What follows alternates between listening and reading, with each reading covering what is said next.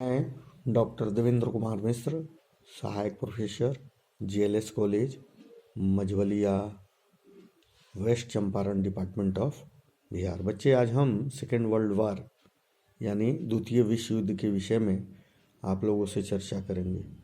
प्रथम विश्व युद्ध जब हुआ था तो ऐसा प्रतीत हुआ था कि इसके बाद कोई भी विश्व युद्ध अब नहीं होगा। लेकिन प्रथम विश्व युद्ध की समाप्ति के साथ ही द्वितीय विश्व युद्ध की पृष्ठभूमि तैयार हो गई थी। भविष्य में कोई विश्व युद्ध नहीं हो, इसके लिए एक संघ की स्थापना 1919 में की गई थी, जिसे राष्ट्र संघ की स्थापना की गई थी।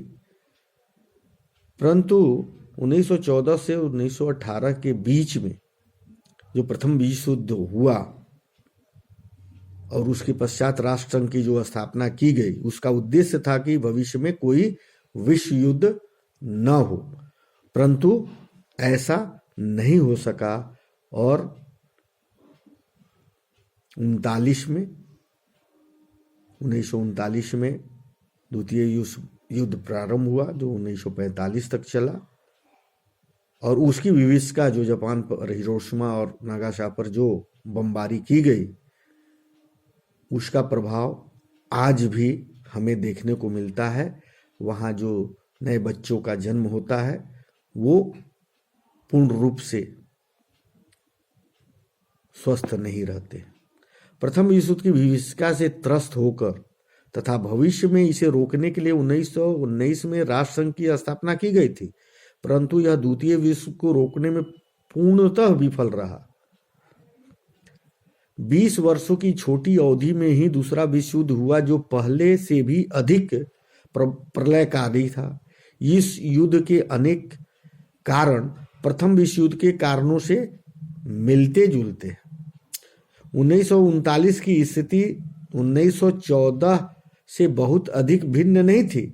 यूरोपीय गुटबंदियों, सैन्यवाद और साम्राज्यवाद की द्वितीय विश्व युद्ध में बहुत ही अहम भूमिका रही। द्वितीय विश्व युद्ध के जो निम्नलिखित कारण थे: वर्साय की अपमानजनक संधि। द्वितीय विश्व युद्ध के बीच वर्साय की संधि से भी बो दिए गए थे। मित्र राष्ट्रों ने जिस प्रकार अपमानजनक व्यवहार जर्मनी के साथ किया, उसे जर्मन जनमानस कभी भी भूल नहीं सका। जर्मनी को इस संधि पर हस्ताक्षर करने को विवश कर दिया गया। संधि की शर्तों के अनुसार जर्मन साम्राज्य का एक बड़ा भाग मित्र राष्ट्रों ने उससे छीनकर आपस में ही बांट लिया। उसे सैनिक और आर्थिक दृष्टि से पंगु बना दिया गया। अतः जर्मन वर्साय की संधि को एक राष्ट्रीय कलंक मानते थे। मित्र राष्ट्रों के प्रति उनके प्रबल प्रतिशोध की भावना जगी। हिटलर ने इस मनोभावना को और अधिक उभार कर सत्ता हथिया ली थी। सत्ता में आते ही उसने वर्साय की संधि की धज्जियां उड़ा के रख दी और घोर आक्रमण नीति अपनाकर दूसरा विश्व युद्ध आरंभ कर दिया। तानाशाही शक्तियों का इस समय उदय हुआ। प्रथम विश्व युद्ध के बाद यूरोप में तानाशाही शक्तियों का उदय और विकास हुआ। इटली में मुसोलिनी और जर्मन में हिटलर तानाशाह बन बैठे। प्रथम विश्व युद्ध में इटली मित्र राष्ट्रों की ओर से लड़ा था, परंतु पेरिस शांति सम्मेलन में उसे कोई खास लाभ नहीं हुआ। इससे इटली में असंतोष की भावना जगी। इसका लाभ उठाकर मुसोलिनी ने फांसीवाद की स्थापना कर सारी शक्तियां अपने हाथों में केंद्रित कर ली। क्या कर लिया? अब जितनी भी सत्ता थी उस पर अपनी पकड़ उसने बना लिया। वह इटली का अधिनायक बन बैठा।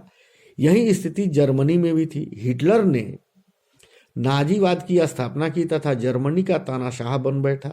मुसोलिनी और हिटलर दोनों ने आक्रमण नीति अपनाई और दोनों ने राष्ट्र संघ की सदस्यता को त्याग कर दिया।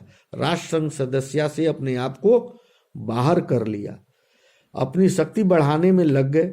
उनकी नीतियों ने द्वितीय विश्व युद्ध को असंभावी बना दिया। द्वितीय विश्व युद्ध का एक प्रमुख कारण बना साम्राज्यवाद। प्रत्येक साम्राज्यवादी शक्ति अपने साम्राज्य का विस्तार कर अपनी शक्ति और धन में वृद्धि करना चाहते थे। सभी लोग अपने परिसीमन को बढ़ाना चाहते थे, अपने साम्राज्य को बढ़ाना चाहते थे, उसका विस्तार करना चाहते थे। इससे साम्राज्यवादी राष्ट्र में प्रतिस्पर्धा आरंभ हुई। 1930 के दशक में इस मनोवृत्ति में और अधिक वृद्धि हुई। आक्रमण कार्रवाइयां बढ़ गई। 1931 में जापान ने चीन पर आक्रमण कर मंचूरिया पर अधिकार कर लिया। इसी प्रकार 1935 में इटली ने इथोपिया पर कब्जा कर लिया। 1935 में जर्मनी ने राइनलैंड पर तथा 1938 में ऑस्ट्रिया पर विजय प्राप्त कर उसे जर्मन साम्राज्य में मिला लिया। क्या किया? इन सबको को अपने अधीन मिला लिया। स्पेन में गृह युद्ध के दौरान हिटलर और मुसोलिनी ने जनरल फ्रैंको को सैनिक सहायता पहुंचाई। फ्रैंको ने स्पेन में सत्ता हथिया लिया, सत्ता पर काबिज हो गया। जर्मनी की बढ़ती शक्ति से आशंकित होकर यूरोपीय राष्ट्र अपनी सुरक्षा के लिए गुटों का निर्माण करने लगे। इसकी पहल फ्रांस ने भी की। उसने जर्मनी के इर्द गिर्द कुछ राष्ट्रों का जर्मन को विरोधी गुट बनाया। इसके प्रत्युत्तर में जर्मनी और इटली ने एक अलग गुट बना लिया। जापान भी इसी में शामिल हो गया। इस प्रकार जर्मनी, इटली और जापान का त्रिगुट बना। यह राष्ट्र ध्रुवीय राष्ट्र के नाम से विख्यात हुए। फ्रांस, इंग्लैंड, अमेरिका और सोवियत संघ का अलग ग्रुप बना जो मित्र राष्ट्र के नाम से जाना गया। यूरोपीय राष्ट्रों के गुटबंदी ने एक दूसरे के विरुद्ध आशंका, घृणा और विद्वेष की भावना को जागृत किया। किसी पर कोई विश्वास करने को तैयार नहीं था और ये जो आशंकाएं एक दूसरे के प्रति जो बढ़ी, ये भी द्वितीय विश्व युद्ध की तरफ ले जाने में काफी सहायक हुई। हथियारों की होड़बंदी हो गई। सारे देश अपने हथियार की जाखीरा को बढ़ाने लगे। हथियारों के होड़ इस तरह बढ़ी प्रथम विश्व युद्ध के बाद कि निरस्तीकरण के लिए काफी प्रयास किए गए, परंतु यह प्रयास विफल रहा। समाजवादी प्रतिद्वंदिता और राष्ट्र ग्रुप के निर्माण में पुनः हथियारबंदी की होड़ आरंभ कर दी। जर्मनी और फ्रांस इस दिशा में सबसे आगे बढ़ गए। कौन कौन? जर्मनी और फ्रांस काफी तेजी से हथियारों का जाखिरा अपने यहां एकत्रित करना प्रारंभ कर दिया, परंतु यह हर तरह से सफल नहीं हो सका। फ्रांस की दिशा में आगे बढ़ गए थे। 1932 में जिनेवा निरस्तीकरण सम्मेलन आयोजित किया गया, परंतु यह किसी रूप में सफल नहीं हो सका। 1933 तक संपूर्ण यूरोप में सामरिक वातावरण व्याप्त गया। फ्रांस ने अपनी सीमा में मैगिनो लाइन का निर्माण किया और जमीन के भीतर मजबूत किलाबंदी कर दी, जिससे कि जर्मन आक्रमण को फ्रांस की सीमा पर ही रोक दिया जा सके।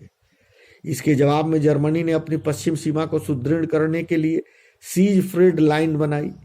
इन सैनिक गतिविधियों से युद्ध को अवश्यंभावी बनाकर रख दिया।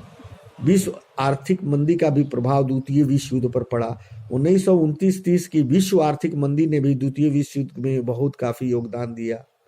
इसके परिणाम स्वरूप उत्पादन घट गया, बेरोजगारी और भूखमरी बढ़ गई। जब उत्पादन नहीं हुआ, नौकरी छूट गई, बेरोजगारी हो गई और लोगों को भूखमरी के कगार पर लाके खड़ा कर दिया। उद्योग धंधे, कृषि, व्यापार सब पर आर्थिक मंदी का बुरा प्रभाव पड़ा। जर्मनी की स्थिति सबसे बुरी थी। हिटलर ने इस स्थिति के लिए वर्साई की संधि को उत्तरदायी बताया। ये जितनी परिस्थितियां क्रिएट हुई थी, इसके लिए हिटलर ने कहा कि ये जो शक्तियां हैं, ये इन्हीं लोगों के कारण, इन लोगों के कारण ही ये हुआ है। इसकी उसकी शक्ति में वृद्धि हुई और वह तानाशाह बन बैठा। इसके साथ साथ अपनी आर्थिक स्थिति सुधारने तथा बेरोजगारों को सेना में नौकरी देने के लिए भी युद्ध आवश्यक माना जाने लगा। ये तुष्टीकरण की नीति भी एक बहुत बड़ा कारण था। तुष्टीकरण की नीति भी द्वितीय विश्व युद्ध का एक कारण बनी। किसी भी यूरोपीय राष्ट्र में जर्मनी, इटली आक्रमण नीति को रोकने का प्रयास किया गया। वस्तुतः 1917 की बोल्शेविक क्रांति के बाद साम्यवाद की बढ़ती शक्ति ने इंग्लैंड और फ्रांस को खतरा महसूस कर रहे थे। दूसरी ओर जर्मनी, इटली और जापान धुरी राष्ट्र संवाद के विरोधी थे। इसलिए इंग्लैंड और फ्रांस चाहते थे कि फासीवादी शक्तियां धुरी राष्ट्र साम्यवाद का विरोध करे, वह सुरक्षित रहे। इस तुष्टीकरण की नीति की प्रतिमूर्ति ब्रिटिश प्रधानमंत्री चेम्बरलेन था। इसलिए जर्मनी, इटली, जापान और स्पेन के मामले में इंग्लैंड और फ्रांस ने हस्तक्षेप नहीं किया। इससे फांसीवादी शक्तियों के हौसले काफी बढ़ते गए और जो चेकोस्लोवाकिया पर जर्मनी की निगाहें लगी थी। चेकोस्लोवाकिया जर्मनी के लिए औद्योगिक और सामाजिक दृष्टियों से काफी महत्वपूर्ण था कि वहां अपना शक्ति, अपने व्यापार को बढ़ा सके। इसलिए हिटलर ने चेकोस्लोवाकिया के एक भाग सुडेनलैंड पर अपना दावा पेश किया। यहाँ अस्त्र बनाने का बड़ा कारखाना था। यहाँ बड़ी संख्या में जर्मन भी निवास करते थे। अतः हिटलर ने यह धमकी दी कि अगर चेकोस्लोवाकिया जर्मनी को सुडेनलैंड नहीं देता है तो वह चेकोस्लोवाकिया पर आक्रमण कर देगा और इसे बलपूर्वक ले लेगा। इस समस्या के समाधान के लिए म्यूनिख समझौता 1938 में हुआ। इसमें हिटलर की शर्तें मान ली गई। हिटलर ने सुडेटनलैंड पर अधिकार कर लिया। 1939 में उसने संपूर्ण चेकोस्लोवाकिया को अपने अधीन कर लिया। इससे जर्मनी, इटली के हौसले बढ़ गए। सामूहिक कार्रवाई तथा जनमोर्चा की विफलता, फांसीवादी शक्तियों की आक्रमण नीति का सामना करने के लिए सोवियत संघ और अन्य राष्ट्रों में सामूहिक कार्रवाई की गई और उसकी योजना बनाई गई। फ्रांस ने जनमोर्चा फांसीवादी शक्तियों के विपरीत सफल रहा, परंतु अन्य राष्ट्रों में यह प्रयोग विफल रहा। राष्ट्रसंघ की विफलता द्वितीय विश्व युद्ध का प्रमुख कारण राष्ट्रसंघ की विफलता थी। इसकी स्थापना युद्धों की पुनरावृत्ति को रोकने एवं विश्व शांति को बनाए रखने के लिए की गई थी, परंतु यह अपने उद्देश्य में विफल रहा। यह महाशक्तियों के विरुद्ध कोई कार्रवाई नहीं कर सका। अपनी निजी सेना के अभाव, बड़े राष्ट्रों के दबाव तथा अन्य बहुत सी दुर्बलताओं के कारण राष्ट्रसंघ की उपयोगिता समाप्त हो गई। जापान, जर्मनी और इटली राष्ट्र संघ ने अलग होकर मनमानी करने लगे। राष्ट्रसंघ उन्हें रोक नहीं सका। इससे छोटे राष्ट्र को विश्वास राष्ट्रसंघ से उठ गया। 1919 में यूरोप पर युद्ध के बादल छा गए थे। अप्रैल 1939 में हिटलर ने पोलैंड में डोजिंग बंदरगाह पर पोलिश गलियारा जर्मनी को वापस करने की मांग रख दी। पोलैंड ने इसे स्वीकार नहीं किया। इससे अंतर्राष्ट्रीय संकट उत्पन्न हो गया। इस समस्या को सुलझाने में काफी प्रयास हुए, परंतु वे विफल हो गए। इस बीच पोलैंड ने इंग्लैंड और फ्रांस के साथ संधि कर ली। इसके द्वारा पोलैंड का आश्वासन दिया गया कि जर्मनी द्वारा आक्रमण की स्थिति में, अगर जर्मनी आक्रमण करता है उस परिस्थिति में इंग्लैंड तथा फ्रांस पोलैंड की सैनिक सहायता करेंगे। दूसरी ओर पोलैंड द्वारा वार्ता के लिए जर्मनी की अपेक्षा से क्रुद्ध होकर हिटलर ने 1 सितंबर 1939 को पोलैंड पर आक्रमण कर दिया। 3 सितंबर को इंग्लैंड और फ्रांस में भी जर्मनी के विरुद्ध युद्ध की घोषणा कर दी। इस प्रकार द्वितीय विश्व युद्ध का आरंभ हो गया और द्वितीय विश्व के लिए इन सारे कारणों के कारण ये युद्ध अवश्यंभी हो गया। और ये विवादास्पद है कि द्वितीय विश्व युद्ध के लिए उत्तरदायित्व कौन था। सामंता वर्साय की अपमानजनक संधि, राष्ट्रसंघ की विफलता, विश्व आर्थिक मंदी जैसे कारणों को द्वितीय विश्व युद्ध के लिए उत्तरदायी माना जाता है। वास्तविकता यह है कि 1938 तक वर्साय की संधि के अनेक आपत्तिजनक प्रावधानों को समाप्त कर दिया गया चुका था तथा जर्मनी एक शक्तिशाली राष्ट्र के रूप में उभर चुका था। अनेक इतिहासकारों का मानना है कि हिटलर पोलैंड पर अधिकार कर प्रथम विश्व युद्ध में जर्मनी की पराजय का बदला लेना चाहता था। साथ ही पोलैंड और सोवियत संघ पर अधिकार कर वह साम्यवाद के प्रसार को रोकना चाहता था। इसलिए हिटलर की नीतियों की मुख्य रूप से द्वितीय विश्व युद्ध के लिए उत्तरदायी बनी। अनेक विद्वान इंग्लैंड और फ्रांस के तुष्टीकरण नीति को द्वितीय विश्व युद्ध के लिए उत्तरदायी मानते हैं। म्यूनिख समझौता के समय इंग्लैंड के प्रधानमंत्री चेम्बरलेन द्वारा चेकोस्लोवाकिया की सहायता नहीं किए जाने से भी हिटलर को सुडेनलैंड पर अधिकार करने का अवसर मिल गया। कुछ विद्वानों का कहना है कि विचार से सोवियत संघ और जर्मनी की संधि भी युद्ध के लिए उत्तरदायी थी। सोवियत संघ की जर्मनी के साथ संधि करने की जगह पोलैंड और पश्चिमी राष्ट्रों के साथ संधि करनी चाहिए थी।